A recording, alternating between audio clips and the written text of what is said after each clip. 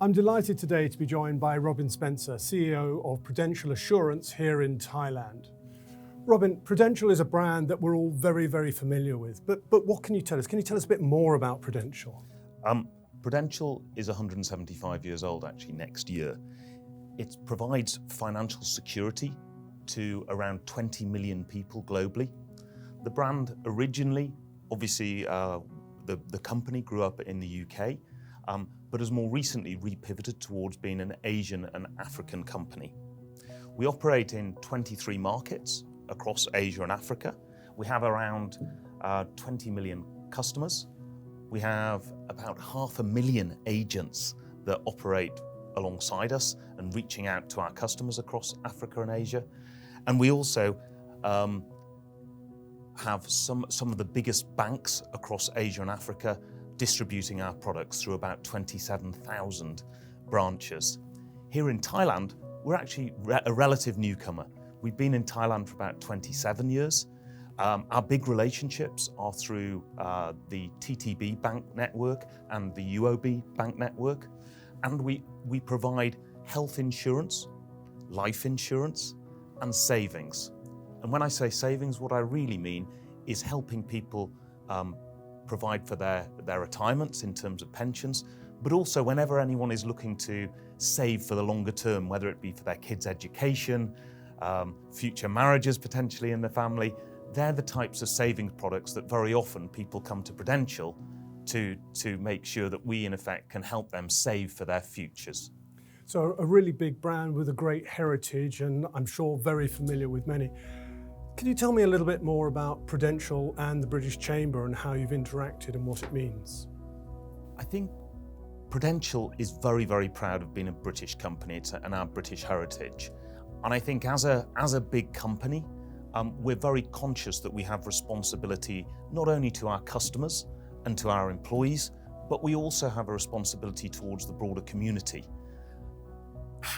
We obviously do that through lots of ESG type activities. I'm particularly proud of a lot of the work that we've done over the last few years working with hospitals and actually investing in physical respiratory wards where we've helped people through the COVID crisis.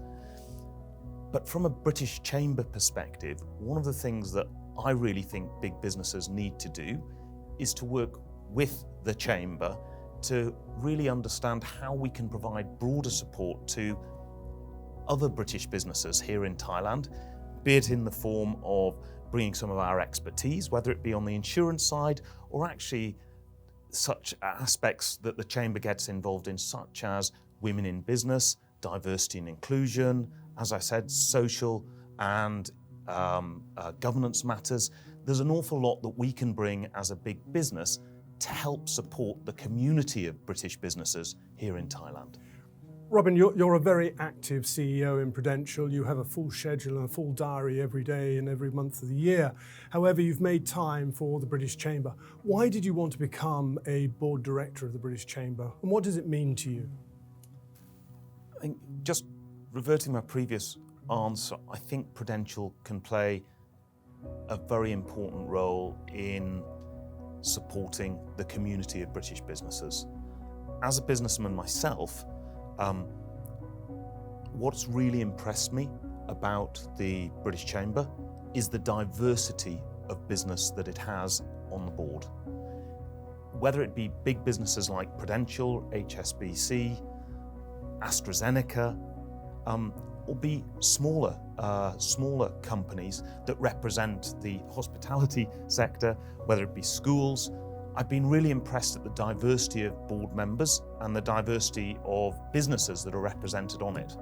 From a personal perspective, the reason I joined and wanted to join was that, yes, it's all very well being CEO of a large institution, but actually I think we all feel that there's potentially a broader role that we can play on behalf of the UK, on behalf of the reputation of British business. And I think, no one of us is as strong as all of us. What we've got to try and do as British business, wherever we are around the world, I think is portray the right brand for Britain. And I think that will help all of us succeed in the longer term. Robin, just building on that, how have you seen us as a board and as a chamber help members succeed? I think there's two very clear ways in which I see that in the last 12 months that I've seen the chamber being very, very active. The first is as it relates to the reputation and building the reputation of British business, and also ensuring that the government in the UK is very aware of the needs and actually how they can support British business. And I think the way that you've really, Chris, together with the board, do that is by working very close with the embassy and very closely with the Department of International Trade, by representing every time there's an MP or a British dignitary out here in Thailand, the British Chamber is asked to attend those sessions to present views on what more the British government could do and what more other members, other dignitaries can do, what role they can play in supporting British business. And the Chamber plays a very active role there, and I've been very impressed by that. I think more from a working level perspective though, there's a huge number of events going on all year to help support the very broad diversity of British businesses that there are here in Thailand. And those events really go from everything from networking events, business briefings, whether that be sector specific or topic specific. We have lots of working groups within the chamber, and I think those working groups are certainly expanding. We've seen new ones such as Women in Business, which I think is clearly very successful and has monthly sessions.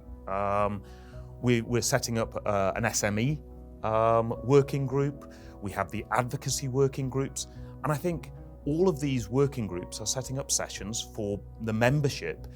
No matter where they are around the country, they can attend these sessions, and really I think we can learn from one another. And whether that be small companies or big companies, we can, by coming together, I think our employees have not only a networking opportunity, but they have a real opportunity to learn and to grow and to connect with others.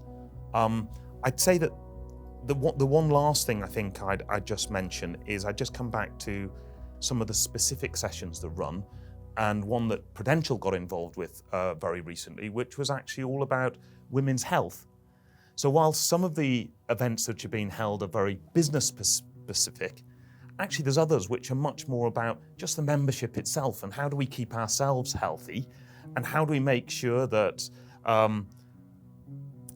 let's take that specific about women in business, how do we make sure that you not only are running and able to participate within your companies and giving the max, but how do you also make sure you're taking care of yourself, whether it be for physical health or your mental health. So it's a very broad number of topics that the Chamber is covering, and I think they're doing a great job to really support British business here in Thailand. Thank you, and that's of course thank you to you and all our board members and working group leads who do such great work here, along with our executive. Just now you've touched on the last 12 months and what's happening now. Can we look forward for 12 months? What's going to happen over the next 12 months, and how do you see yourself as a director contributing? I think the way I'd summarise it, Chris, and to keep it short, is I think we're going to see more of the same, but better. We recently had a board session where we talked about our priorities for 2023. So standing back and almost saying, what should our strategy be? And I think it was very clear in that session that we felt the trajectory that we're on is a very good trajectory. We're getting very good feedback, which we've solicited from the membership. So they seem to be happy with the direction. I think there's more, obviously, that we talked about in terms of some of the specific working groups, particularly the SME working group. I also think there's more in terms of diversity and inclusion that we can do. And I really hope that the board membership remains as diverse as we have it at the moment, with probably around a 50-50 male to female membership. As I said earlier, the array of companies that are represented, big and small, on the board. So hopefully through the collective and through the great feedback that we get from the executive, including Greg and his team, hopefully we'll continue to be able to listen to the membership, react to what they need, and also make sure at the same time we're very focused with the Embassy and the Department of International Trade on really trying to secure better terms for British businesses here in Thailand. Robin, thank you. It's been a pleasure to chat to you today and for you to share those great views, I think, with our members and others that are watching this short video. If anyone would like to learn more about the British Chamber, please reach out to any of us who are members or directors or the executive to learn more. And we'd really welcome you into our fold and encourage you to participate in the various activities that are designed around all types of business, all size of business. Get involved with them, be part of it, come in and listen and learn. We're always learning. I learn from every session that we actually run within the Chamber something new that has great value to business going forward. Robin, again, thank you very much for joining me today. Fantastic to have Prudential as an active member of the Chamber and of course yourself as a very active board member. Thank you. Thanks, Chris.